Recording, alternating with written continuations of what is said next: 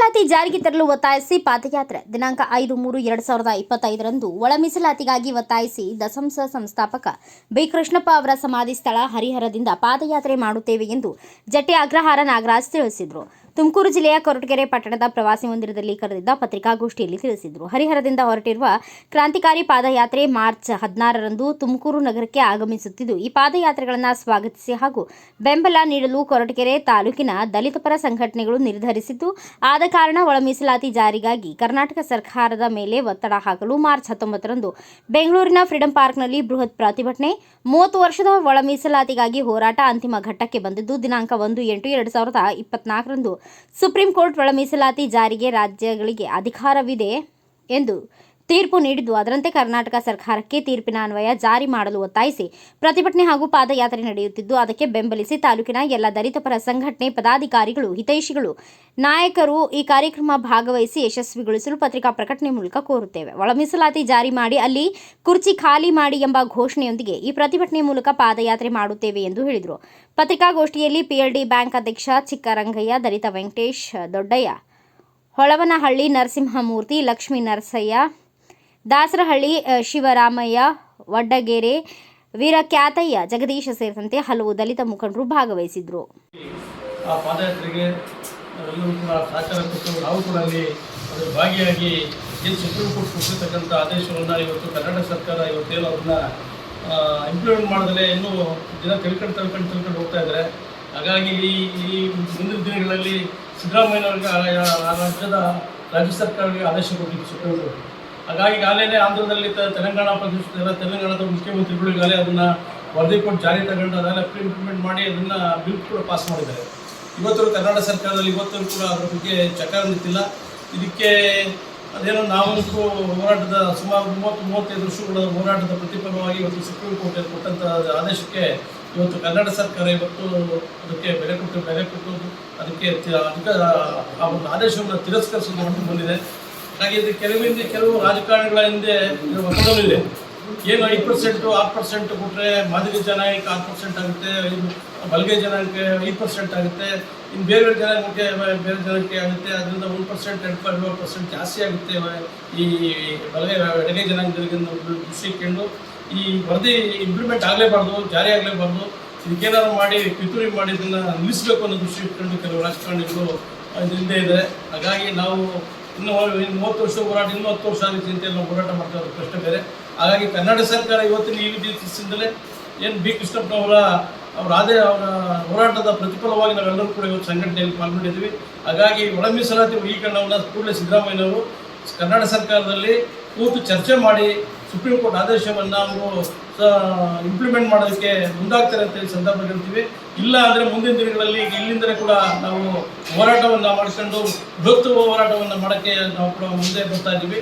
ಹಾಗಾಗಿ ಎಲ್ಲ ನಮ್ಮ ಸ್ನೇಹಿತ ಕೂಡ ಬಂದವರು, ನಮ್ಮೆಲ್ಲ ನಮ್ಮ ಆತ್ಮೀಯ ಜನಾಂಗದ ಎಲ್ಲ ಮುಖಂಡರು ಕೂಡ, ನಮ್ಮ ವೆಂಕಟೇಶ್ ಇರ್ಬೋದು, ನಾಗರಾಜ್ ಇರ್ಬೋದು, ಮೂರ್ತಿ ಇರ್ಬೋದು, ಹೃದಯ ಇರ್ಬೋದು, ಶಿವರಾಮಣ್ಣ, ಎಲ್ಲರೂ ಕೂಡ ನಾವೆಲ್ಲ ಜೊತೆ ಸೇರಿಕೊಂಡು ಅನೇಕ ಮುಖಂಡರುಗಳನ್ನು ಒಳಗೊಂಡು ಅಡುಗೆ ತಾಲೂಕಿನಲ್ಲೇ ಚಳವಳಿ ಸ್ಟಾರ್ಟ್ ಮಾಡ್ತೀವಿ, ಹೋರಾಟವನ್ನು ಸ್ಟಾರ್ಟ್ ಮಾಡ್ತೀವಿ ಅಂತೇಳಿ ಈ ಮೂಲಕ ಕರ್ನಾಟಕ ಸರ್ಕಾರಕ್ಕೆ ಒಳ ಮೀಸಲಾತಿ ಎಚ್ಚರಿಕೆಯನ್ನು ಕೊಡ್ತಾ ಇದ್ದೀವಿ. ದಯವಿಟ್ಟು ಒಳ ಮೀಸಲಾತಿಯನ್ನು ನೀವು ಪರಿಗಣಿಸಬೇಕು ಅಂತೇಳಿ ಸಂದರ್ಭ ಮಾಡಿ ಜಾರಿ ಮಾಡಬೇಕು ಅಂತೇಳಿ ಸಂದರ್ಭದಲ್ಲಿ ನಾವು ಎಲ್ಲರ ಪರವಾಗಿ ನಾವು ಒತ್ತಾಯ ಮಾಡ್ತಾ ಇದ್ದೀವಿ. ಪ್ರೊಫೆಸರ್ ಬಿ ಕೃಷ್ಣಪ್ಪ ಅವರ ಸಮಾಧಿಯಿಂದ ಬೆಂಗಳೂರು ಫ್ರೀಡಂ ಪಾರ್ಕ್ವರೆಗೂ ಪಾದಯಾತ್ರೆ ಬರ್ತಾ ಇದ್ದಾರೆ. ಆ ಪಾದಯಾತ್ರೆ ಬರ್ತಾ ಇರೋದು ಒಳ ಮೀಸಲಾತಿ ವರ್ಗೀಕರಣಕ್ಕಾಗಿ. ಅಲ್ಲಿ ರಸ್ತೆ ಮಧ್ಯದಲ್ಲಿ ಹಿರಿಯೂರಲ್ಲಿ ಇಲ್ಲೇ ಕರ್ತವ್ಯ ನಿರ್ವಹಿಸುತ್ತಿದ್ದಂಥ ಇನ್ಸ್ಪೆಕ್ಟ್ರು ಅವತ್ತು ಏನು ಪ್ರತಿಭಟನಾಕಾರರು ಶಾಂತಿಯುತವಾಗಿ ಮೌನವಾಗಿ ಪ್ರತಿಭಟನೆ ಮಾಡೋರನ್ನ ತಡೆದು ಎಲ್ಲರೂ ನಿಲ್ಲಿಸೋಂಥ ಕೆಲಸ ಮಾಡಿದ್ದಾರೆ. ಮತ್ತು ಏನು ಪ್ರತಿಭಟನಾಕಾರರ ಮೇಲೆ ದಬ್ಬಾಳಿಕೆ ಮಾಡೋಂಥ ಕೆಲಸನ ಶಿವಕುಮಾರ್ ಇಲ್ಲಿ ಏನು ಕೊರಟಗೆರೆಯಲ್ಲಿ ಇನ್ಸ್ಪೆಕ್ಟರ್ ಆಗಿ ಇವತ್ತು DYSP ಆಗಿ ಕರ್ತವ್ಯ ನಿರ್ವಹಿಸ್ತಾ ಇದ್ದಾರೆ. ಅವರು ಒಬ್ಬರು ಮಾದಿಗ ಸಮುದಾಯದ ಇನ್ಸ್ಪೆಕ್ಟರ್ ಆಗಿ ಇವತ್ತು ಮಾದಿಗರಿಂದಲೇ ಕಬ್ಬಲೆ ಅಂದರೆ ಒಳ ಮೀಸಲಾತಿ ಹೋರಾಟಗಾರರ ಮೇಲೆ ಆದರೆ ಸಪೋರ್ಟ್ ಮಾಡಬೇಕಿತ್ತು. ಇದು ಅವರು ಒಬ್ಬರು ಸ್ವಾರ್ಥಕ್ಕಾಗಿ ಮಾಡ್ತಾ ಇರೋಂಥದ್ದಲ್ಲ. ಏನು ಎಸ್ ಇರೋಂಥ 101 ಜಾತಿ ಎಲ್ಲರಿಗೂ ಅನುಕೂಲ ಆಗೋ ಜನಗಣತಿ ಆಧಾರದ ಮೇಲೆ ಪ್ರತಿಯೊಬ್ಬರಿಗೂ ಅನುಕೂಲ ಆಗೋ ಉದ್ದೇಶದಿಂದ ಸಮಾವೇಶ ಮಾಡ್ತಾ ಇರೋದು, ಏನು ಪಾದಯಾತ್ರೆ ಮಾಡ್ತಾ ಇರೋದು. ಪೊಲೀಸ್ನವರು ಇದಕ್ಕೆ ಸಪೋರ್ಟ್ ಮಾಡಬೇಕು, ಯಾಕಂದರೆ ಶಾಂತಿಯುತವಾಗಿ ಮಾಡ್ತಾ ಇರೋಂಥದ್ದು. ನೀವು ಸಪೋರ್ಟ್ ಮಾಡಬೇಕು. ಜೊತೆಗೆ ಯಾವುದೇ ಅಹಿತಕರ ಘಟನೆ ಸಂಭವಿಸದೇ ಇರೋ ಥರ ನೀವು ನೋಡ್ಕೋಬೇಕಾದವ್ರೆ ನೀವೇ ಇವತ್ತು ಮಾಡ್ತಾ ಇದ್ದೀರಾ ಅಂತಂದರೆ ನಿಮ್ಮಿಂದ ಯಾರಿದ್ದಾರೆ ಅಥವಾ ಯಾವ ಮಿನಿಸ್ಟರ್ ಹೇಳ್ತಿದ್ದಾರೆ ಅನ್ನೋದು ನನಗಂತೂ ಗೊತ್ತಿಲ್ಲ. ನಾವು ಈಗ ಕೊರಟಗೆರೆಗೆ ಏನು ತುಮಕೂರಿಗೆ 16ನೇ ತಾರೀಕು ತುಮಕೂರಿಗೆ ಬರ್ತಾರೆ. ತುಮಕೂರಿಗೆ ನಾವು ಕೊರಟಗೆರೆಯಿಂದ ಎಲ್ಲ ನಮ್ಮ ಹಿರಿಯ ಮುಖಂಡರುಗಳ ಒಟ್ಟಿಗೆ ಯುವಕರು ಕೂಡ ಒಟ್ಟಾಗಿ ನಾವು ಕೂಡ ಬೆಂಗಳೂರಿಗೆ ಅವ್ರ ಜೊತೆಗೆ ಪಾದಯಾತ್ರೆಯಲ್ಲಿ ಪಾಲ್ಗೊಂಡು ಫ್ರೀಡಂ ಪಾರ್ಕ್ವರೆಗೂ ಪಾಲ್ಗೊಳ್ತೀವಿ ಅಂತ ಈ ಉದ್ದೇಶದಿಂದ ನಾವೆಲ್ಲರೂ ಇಲ್ಲಿ ಪತ್ರಿಕಾಗೋಷ್ಠಿಯನ್ನು ಕರೆದಿದ್ದೀವಿ. ಜಾರಿ ಮಾಡಿದರೆ ಮುಂದೂಡಿ ಬ್ಯಾಕ್ಲಾಗ್ ಹುದ್ದೆಗಳು ಈಗ ಅಲ್ಲಿರ್ತಕ್ಕಂಥ ಸಾವಿರಾರು ಖಾಲಿ ಹುದ್ದೆಗಳನ್ನ ಅವರು ಈಗ ಆಗಲೇ ಮಾಡಿರೋ ದೌರ್ಜನ್ಯದ ರೀತಿಯಲ್ಲೇ ಸ್ಪೃಶ್ಯ ಮತ್ತು ಇನ್ನೊಂದು ಬಲಗೈ ಪಂಗಡದವರು ಅತಿ ಹೆಚ್ಚು ಸಂಖ್ಯೆನ ಪಡೆಯಲಿಕ್ಕೆ ಇದೊಂದು ಒಳ ಸಂಚು ಅಂತ ಹೇಳಿಕ್ಕೆ ಒಳ ಮೀಸಲಾತಿನ ಇವರು ಕೊಡ್ಲೇಬೇಕಾಗುತ್ತೆ. ಕಾರಣ ಸುಪ್ರೀಂ ಕೋರ್ಟ್ ಒಂದು ಆದೇಶ ಕೊಟ್ಟಿದೆ. ರಾಜಕೀಯ ಇಚ್ಛಾಶಕ್ತಿ ಇಲ್ಲ ಅನ್ನೋದಾದ್ರೆ ಅಲ್ಲಿರ್ತಕ್ಕಂಥ ಸರ್ಕಾರಕ್ಕೆ ಜನಮತಗಳ ನನ್ನ ಜಾತಿಯ ಮತದಿಂದನೇ ಈ ಸಾರಿ ಅಷ್ಟೊಂದು ಸೀಟ್ ಪಡಲಿಕ್ಕೆ ಸಾಧ್ಯ ಆಗಿರೋದು. ಮತ್ತೆ ಇವರು ಪ್ರಣಾಳಿಕೆಯಲ್ಲೇ ಹೇಳ್ಕೊಂಡಿದ್ದಾರೆ, ನಾವು ಒಳ ಮೀಸಲಾತಿಗೆ ಬದ್ಧರಾಗಿದ್ದೀವಿ, ಜಾರಿ ಮಾಡ್ತೀವಿ. ಮಾತಿಗೆ ತಪ್ಪಿದ ಸರ್ಕಾರ ಅನ್ನತ್ತೆ. ಇದರ ಪ್ರಜಾಪ್ರಭುತ್ವದಲ್ಲಿ ಏನಾಗುತ್ತೆ ಅನ್ನೋದು ತಮಗೆಲ್ಲ ತಿಳಿದಿದೆ. ಪತ್ರಿಕಾ ಮಾಧ್ಯಮ ಮಿತ್ರರೇ, ಏನಿವತ್ತು ಒಂದು ಪತ್ರಿಕಾಗೋಷ್ಠಿ ಕರೆದಿರೋಂಥದ್ದು, ಈಗ ಎರಡು ವಿಚಾರನ ಹಂಚ್ಕೊಂಡಿದ್ದಾರೆ ನಾಗರಾಜು ಮತ್ತು ಚಿತ್ರಾನಂದ. ಒಳ ಮೀಸಲಾತಿನ ಜಾರಿ ಮಾಡಿ ಅಥವಾ ಕುರ್ಚಿ ಖಾಲಿ ಮಾಡಿ ಅನ್ನೋಂಥ ಒಂದು ಧ್ಯೇಯೋದ್ದೇಶದೊಂದಿಗೆ ಹರಿಹರದಿಂದ ಪಾದಯಾತ್ರೆಯನ್ನು ಮಾಡ್ತಾ ಇದ್ದಾರೆ ನಮ್ಮ ಮಾದಿಗ ಬಂಧುಗಳು. ಕಾರಣ, ಹೋದ ವರ್ಷ ಆಗಸ್ಟ್ 1ನೇ ತಾರೀಕು 2024ನೇ ಇಸ್ವಿ ಸುಪ್ರೀಂ ಕೋರ್ಟ್ ಒಂದು ಆದೇಶ ನೀಡಿ ಒಳ ಮೀಸಲಾತಿಯನ್ನು ಆಯಾ ರಾಜ್ಯಗಳಿಗೆ ಜಾರಿ ಮಾಡಲಿಕ್ಕೆ ಅಧಿಕಾರ ಇದೆ ಅಂತ.